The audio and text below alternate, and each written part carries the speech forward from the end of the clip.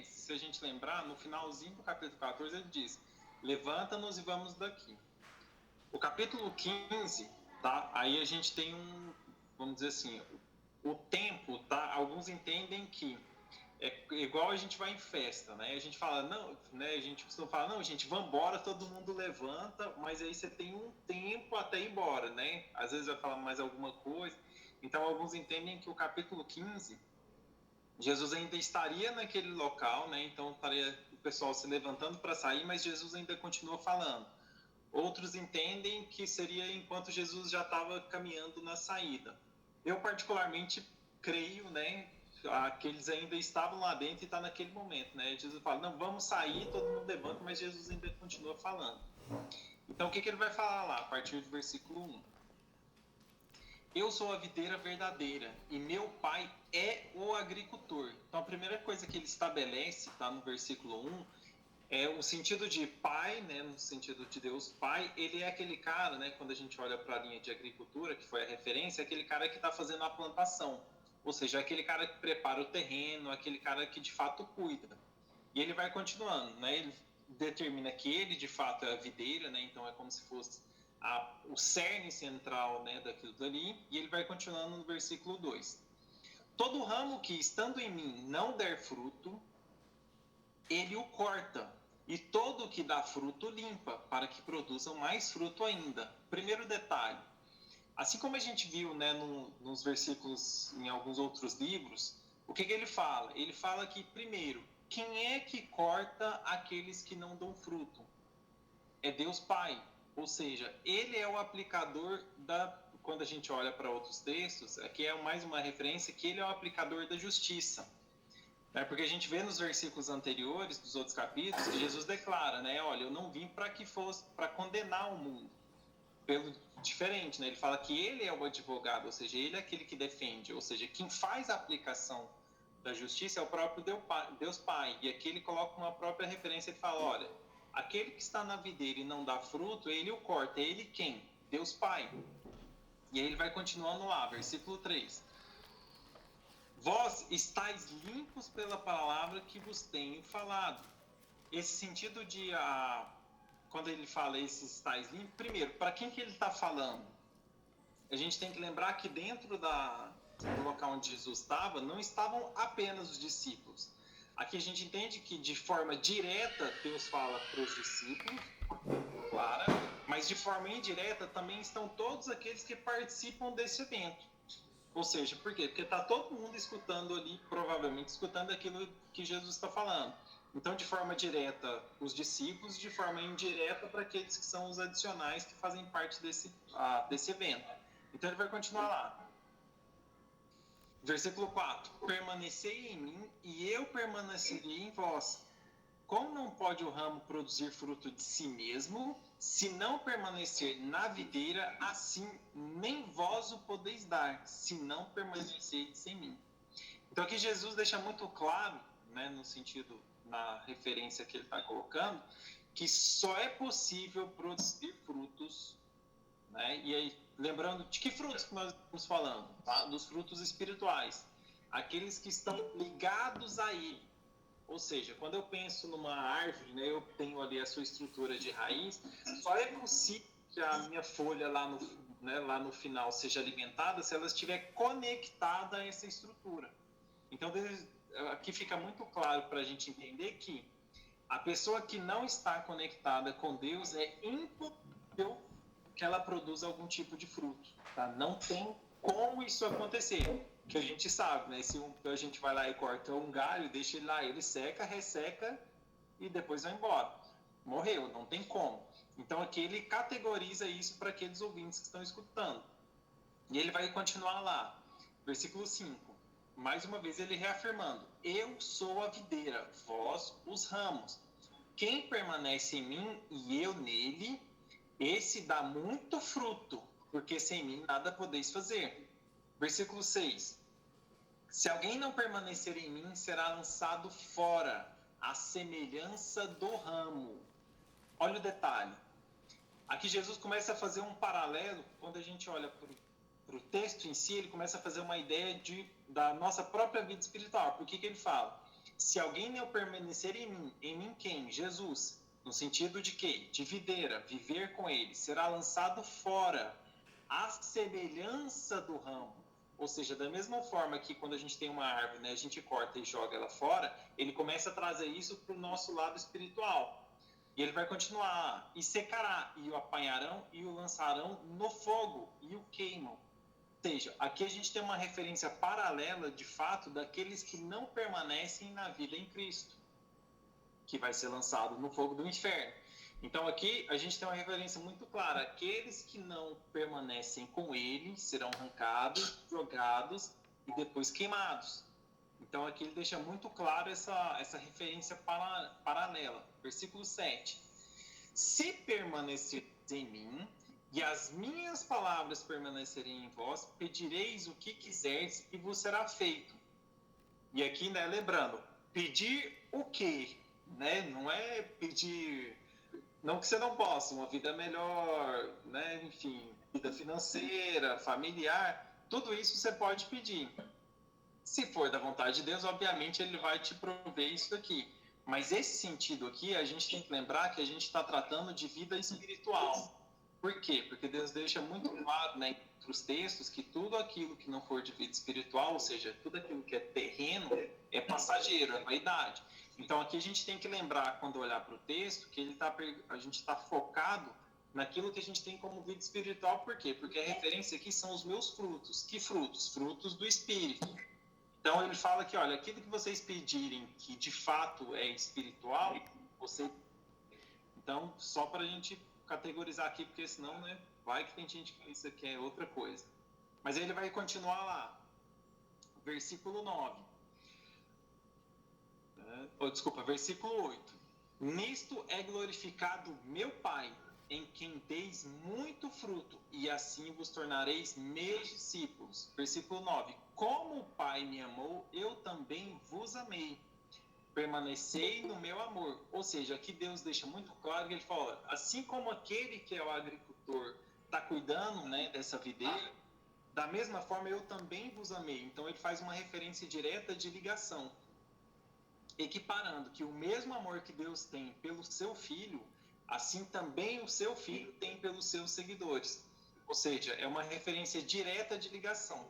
Então, da mesma forma que o Pai também ama aqueles que são seus discípulos. Então, a gente tem uma conexão aqui direta entre eles.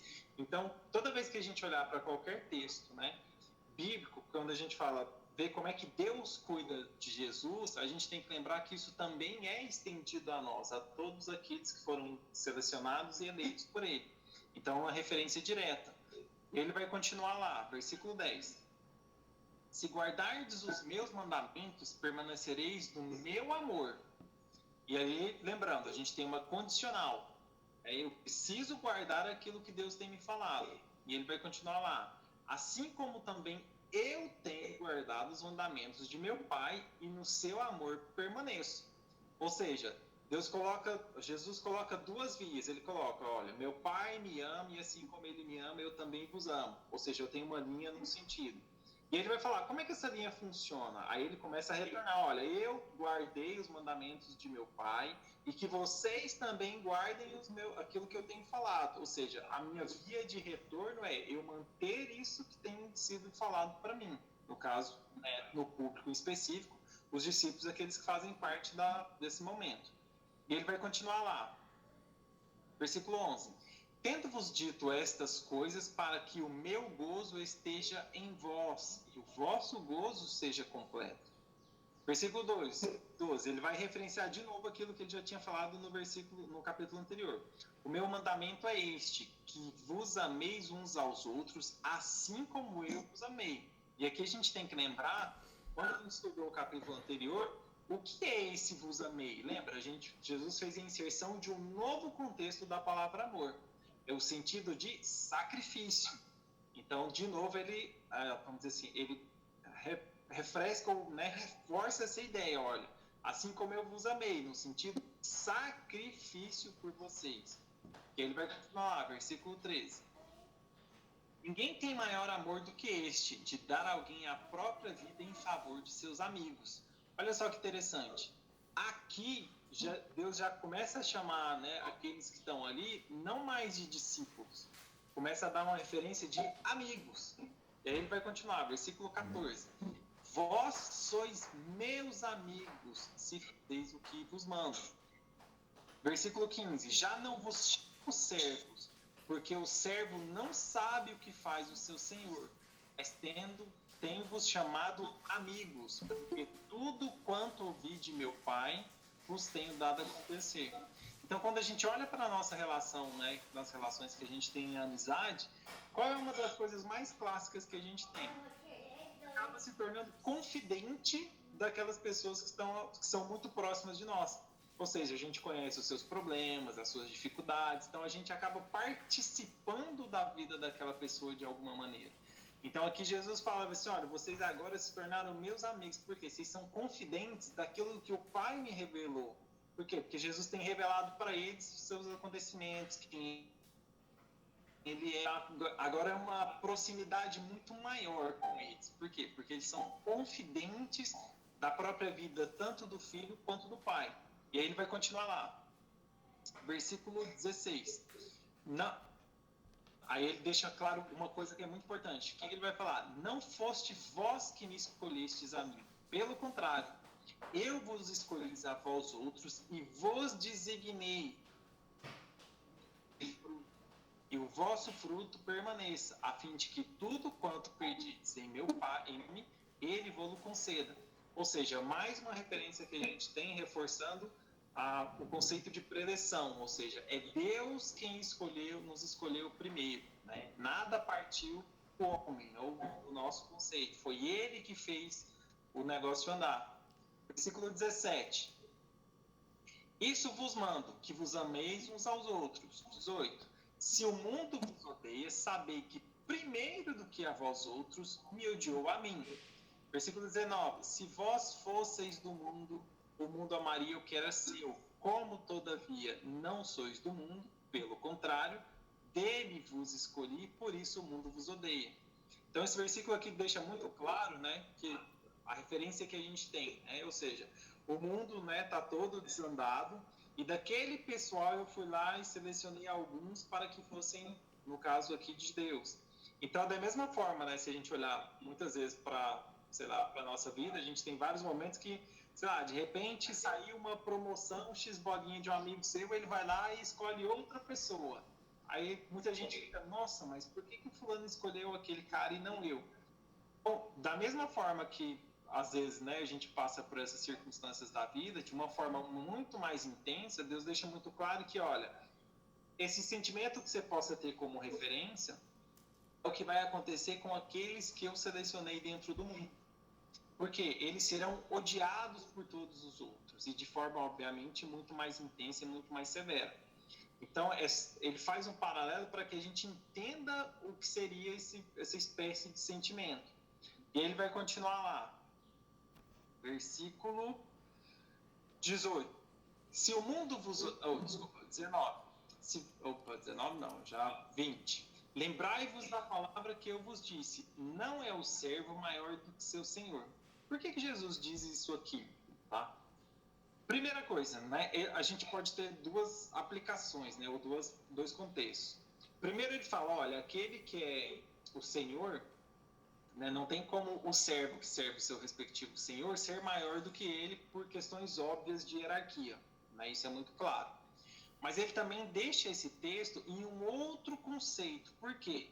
Ele acaba de vir falar para assim, olha, o mundo vai odiar vocês, mas lembrem-se, primeiro ele me odiou.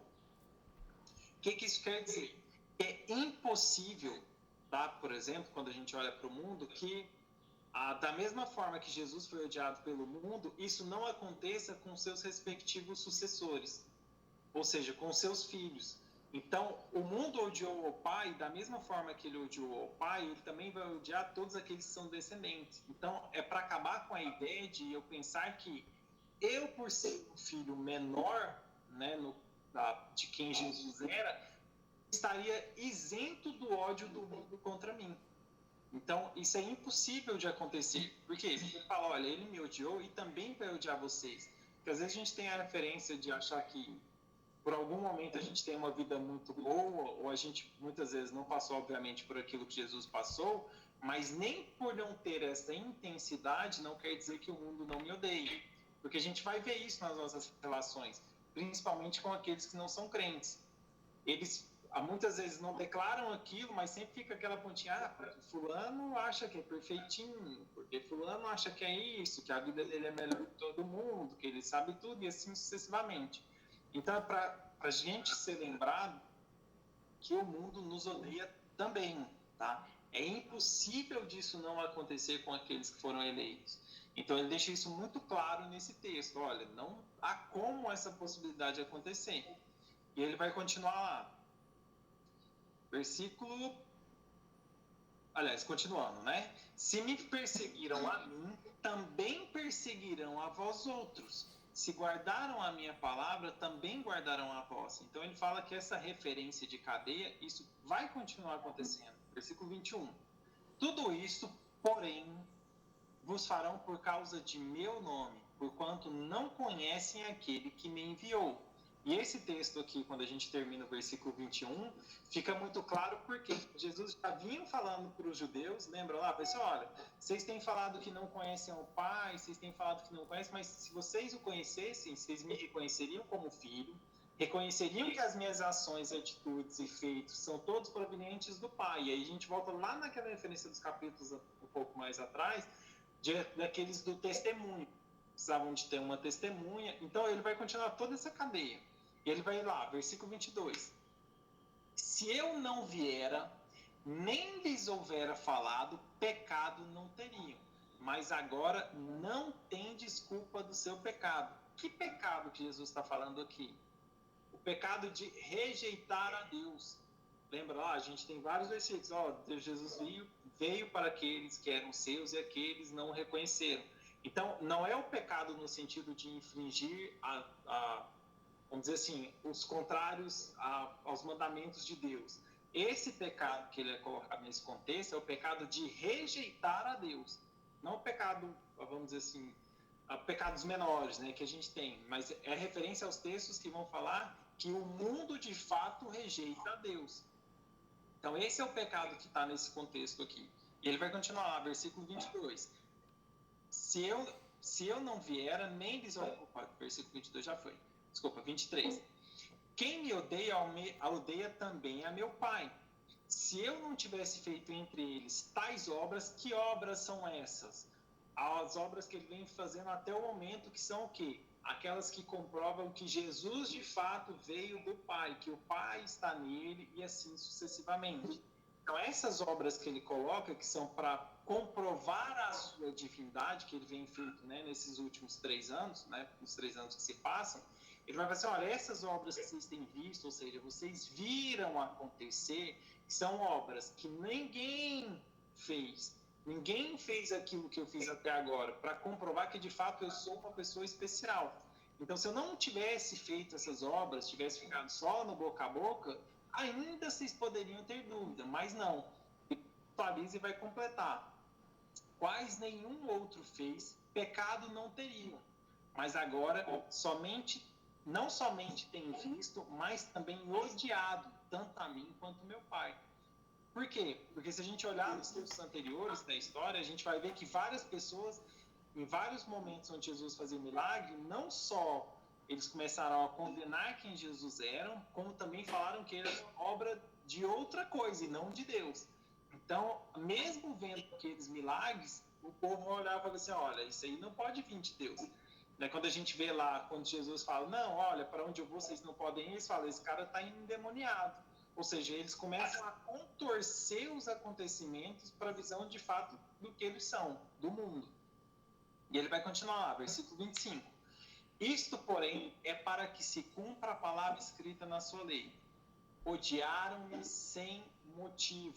Tá? Então, isso aí a gente tem uma referência direta, tá? De Salmo 25, Salmo 35, 19 e Salmo 69, 4. Tá? Então, né, que é uma mesma referência que a gente tem lá do salmista. Versículo 26.